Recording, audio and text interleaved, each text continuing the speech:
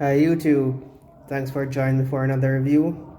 A bit of a different topic today, running shoes.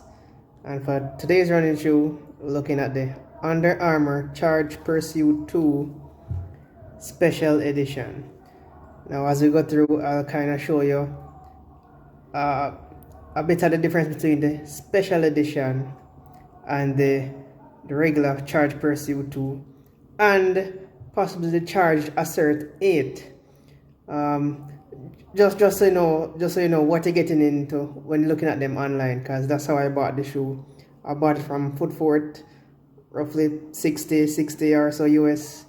So as we go through, I'll tell you if it's a good value for money based on my review. After, I would say I put roughly 5k into this shoe already, and I'll give you a bit of background on myself and whether it's the shoe for you, some pros and cons. So let's get right into it. So let me just take you through some of the features of the shoe and some of the specs. So what we're looking at, engineered mesh upper. They say extremely lightweight and breathable, with strategic support where needed. And you know, both the Pursuit 2 and the Pursuit 2 Special Edition have that engineered mesh upper, not at the heel, just the upper. And why I picked the SE is really the pattern, because the regular Pursuit 2, you know, is just a standard mesh pattern all throughout, and I can splice in a image here to show you what it looks like. But I like this pattern because possibly when I go out, you know, not running but just want to casually wear this, I think this pattern more fashionable could pass for a casual shoe. So that's why I went with the SE over the regular Pursuit 2. Alright, next up we have foam padding placed around the ankle, collar and under the tongue for incredible comfortable fit and feel. You know, that's what Under Armour claiming. You know, I've been using this for, as I said, 5k in terms of distance, and really plush around the ankle here, really plush on the tongue.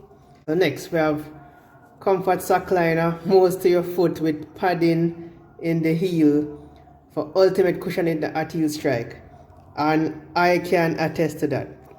This padding here, we're looking at approximately 1.5 inches worth of cushioning, and you can see I can squeeze it, so it's not super tough that you won't get the bounce, but it's not super soft where you don't get any structure or support. So I like this cushioning here, and the padding, yeah, the padding on the sole, I mean, it's alright.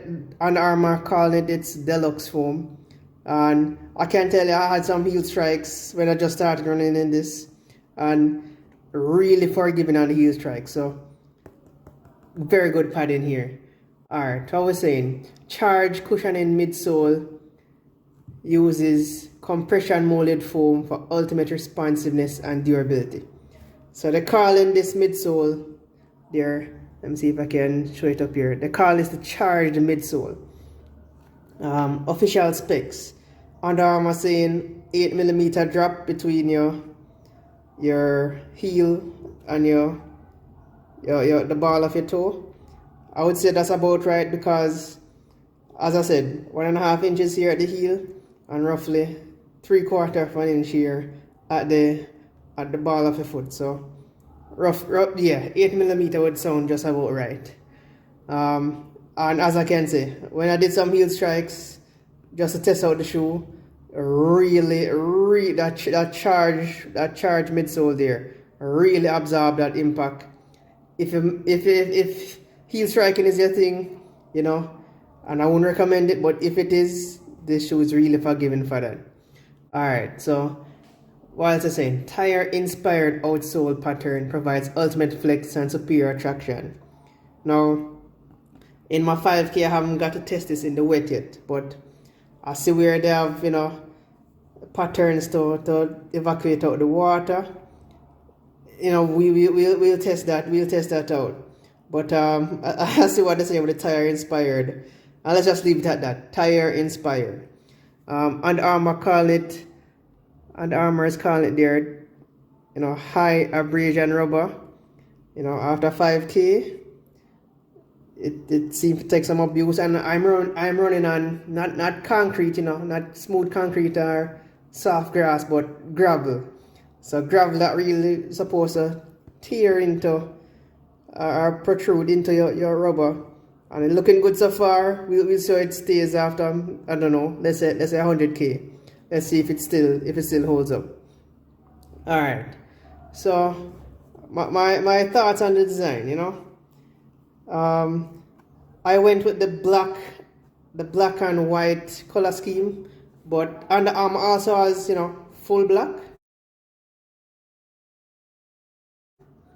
They also have a kind of a gray, almost like a grayish, gray and white kind of color scheme. That one really popular. I can show you what that looks like. Right now it's sold out, but I wanted that one at first, but then I think I went with the black and white. They also have a navy blue and white, and they also have an orange and white. In all cases, the midsole is white, and they really change the color of the upper. So let me just take you through one last run around of the shoe. Right. Okay. And here we have the Under Armour logo and the heel, which would be the outside end of your heel. Now let's take a look at the profile of the shoe, and we're going to get into this when I tell you about how it feels. Remember this curve. Remember this curvature. It's going to come into play when I tell you about how the shoe feels when actually using it. Like I said, a little background on myself. You know, I'm a chunky boy. You know, easily over 200 pounds. Definitely not a runner. I would even call myself a casual runner. This is actually my first try of a running shoe. All this time I've just had my skate shoes. You know, I bought skate shoes because they look good, and you know, I said, Lara, let me try running with them a little bit, and let me tell you, those skate shoes, no drop, nowhere near the cushioning like this thing, and you know, running was just a pain in those skate shoes. You know, people who know skate shoes, you probably already know what I'm talking about. Yeah, I couldn't even manage to get 1K in those skate shoes. Just running with them, the impact each time I hit that ground, just travel right up into the sole of my foot. It caused so much pain, so much fatigue, and I just had to stop running. And I said, you know, let me try getting some running shoes. So I was searching through, trying to find something in the 40 to 70 price bracket. You know, a lot of options out there, but I said, all right, I like how this Under Armour look. I'm going to take a chance with it. I'm a size 9.5. I'm a very flat foot, almost like a trapezoid shape, and so because of that, I bought, I don't know if you can see it here, I bought the 9.5 size. So I bought size 9.5, 4 extra wide. Now, as you can see there, supposed MSRP for $70. So I got just a good deal, I think, with about, as I said, 660 something, 66 or so. So good deal. And let me tell you, this 9.5, I've been buying 9.5 all my adult life, and this 9.5 is true to size. I would say just about a quarter inch of space between the very tip of the shoe and where the tip of my big toe is. And that's perfectly fine. That's actually what you need. You don't want to be super snug and probably compressing your toe box. So I like that. Speaking of the toe box, the 4 extra wide, just enough toe box, not super roomy for my foot where my foot will be all over the place. It really hug, really snug, and engineer mesh give you just enough flexibility so that when your feet flat on the ground and it expanded, you have that flexibility to expand with your foot. So good there with the engineered mesh. You wouldn't want it too loose with a straight mesh that now your foot just wobbling left right with each step. So let me continue. Remember that curve I talked about a minute ago? This arch, this curve. Kind of hard to see there. But let me tell you, man, when I just put on the shoe, I genuinely thought I made a mistake. Why did I buy the shoe online? Remember, my foot is a flat foot, like a trapezoid shape, so small heel and then gradually expand. And when I put my right foot and touch this arch, you notice it right away. It's there, it's a bit uncomfortable. And put it on, I thought, Jesus, I made a mistake. Why did I spend $6 on this shoe? How am I going to even run in this? Because I'm going to notice that arch every single step I make. But let me tell you, after 5K, after putting 5K through this, it kind of breaking the shoe a little bit, and that arch that's there, you don't notice it so much anymore. I mean, yeah, you kind of know it's there, but it's not uncomfortable, it's not a pain anymore. So guys, if you have a flat foot, just take note of that. Maybe try it on first, because your first 5K before breaking in, you're going to notice it's there. If you have an arch, a natural arch in your foot already, this will just contour right with the sole of your foot, and you will think this is the best sub $70 shoe you can buy, running shoe you can buy. But let me continue. 10.75 ounces, 304 grams. Let me compare to my skate shoe. Much lighter than my skate shoe, but I would not say this shoe is your lightest running shoe. I'm sure you can find other brands, Saucony, Brooks, some Nikes out there, much lower weight than this shoe. But your weight is coming from your cushioning, your midsole, that charged foam. So I'm welcoming that weight, that cushioning.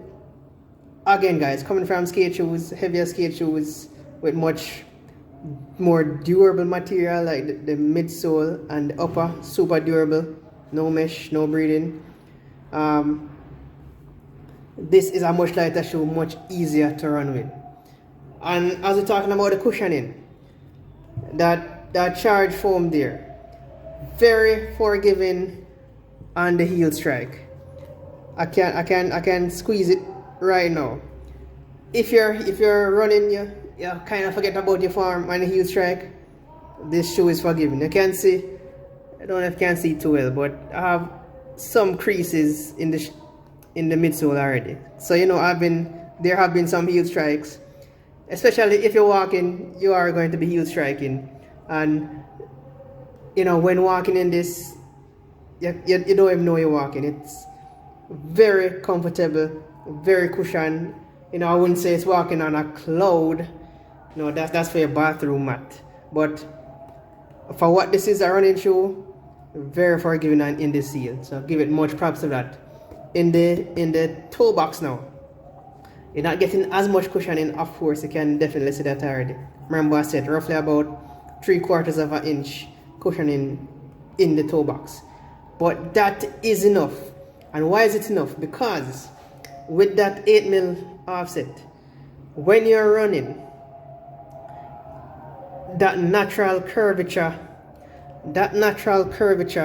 of that 8mm offset will cause you to want to step and curve with the natural layout of the shoe. So you find that you hit it in your toe box, and naturally you want to curve with the shoe, curve up with the shoe, and complete the step much faster than if you had a flat shoe. So yes, less cushioning, but just enough cushioning that, again, coming from my skate shoes where I had fatigue, you're not getting fatigue with the shoe. Just enough cushioning to move on step by step. Let's talk about support. You know, a hiking shoe will have more support than this. My skate shoe has more support than this. But what we're doing here, it's a running shoe, engineered mesh. Remember, it's not a straight mesh like the Assert 8. It's an engineered mesh. So along the base here, we're not having that much, of the mesh pattern. There is some, I would say, like a minute percent of stiffness to that part of your upper. And the heel solid. So you're not worrying about stability in the heel. Stability is there, support is there. This solid, almost like ABS plastic. The upper, it has give. You can see I'm flexing it right now. It's not super flexible like a straight mesh, because it's an engineered mesh. So just enough support to keep you from, that catastrophic rolling off your foot when you hit it hard and your foot roll, your ankle roll. Remember, I've been running on gravel for the last 5K, and gravel is the place where you should be rolling your ankle. If you don't have that support. And I've had some bad steps, but no bad step where my foot is actually rolling around in the shoe. So the support is there. They say when you have more cushion, you have less support. I would say this is kind of a balance. Cushion to not make it uncomfortable, support so that you're just enough sure-footed. So that's it for the in-depth. So let me just recap. Who is this shoe for? Who is the Under Armour Charge Pursuit 2 Special Edition for? And I'm going to differentiate it between the special edition and the regular. So I'm thinking it's for somebody between a non-runner and a casual. Non-runner and a casual runner. If you are more, amateur, pro, seasoned runner, now you might be investing more than what I have here. Because this is a shoe for somebody looking for a low investment, sub $70 investment, just to see if running is the thing for them. If you're a seasoned runner, now you're looking at, $80 to $100 and so dollars. And that's the price point you want to be if you're a seasoned runner. If you're a novice like me, a non-runner, casual, you want a low investment just to get into running, sub $70. I think that's where you want to be. And that's where the shoe is. Who else is it for? Somebody that wants performance on track, and my track here being a gravel track, but you want performance on track, but just enough good looks so that you can wear it on the street, so fashionable on the street. I would pick the SE over the regular Pursuit 2, because the Pursuit 2, again, remember the image, the Pursuit 2 non-SE, that is, straight mesh pattern. Now on the street, that might draw the wrong kind of eyes to your footwear. But this, just enough style mesh pattern that, it's a running shoe, it gives that breathability, but not egregious running shoe that everybody asking why we're in a running shoe to work, It's just subtle enough.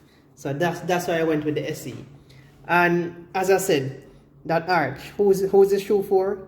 If you have a natural arch in your sole, that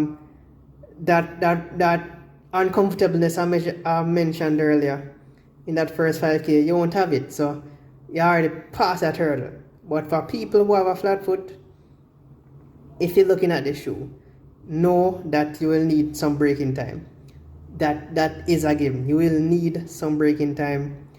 If that's not something you can do, if you need to get a new shoe and start running right away, maybe this might not be the one for you. Look into some other brands, like the Hoka, Saucony, Brooks.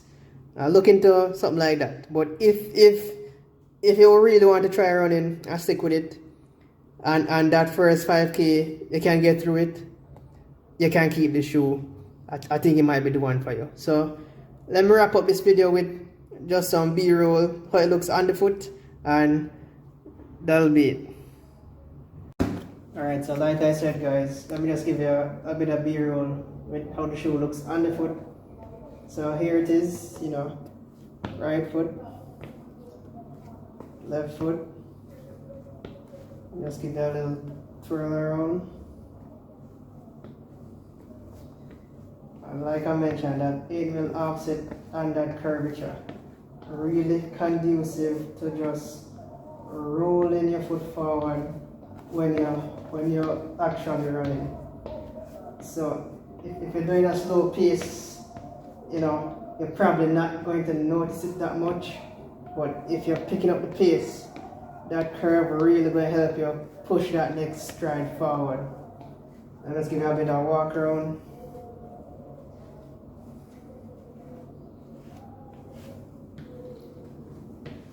Okay.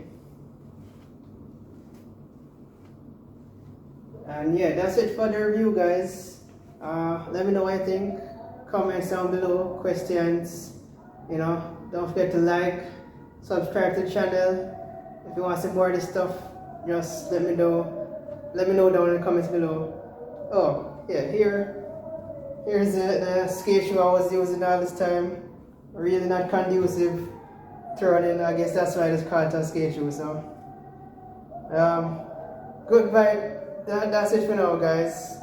Thanks for watching, and I'll see you in the next one. Get out of here.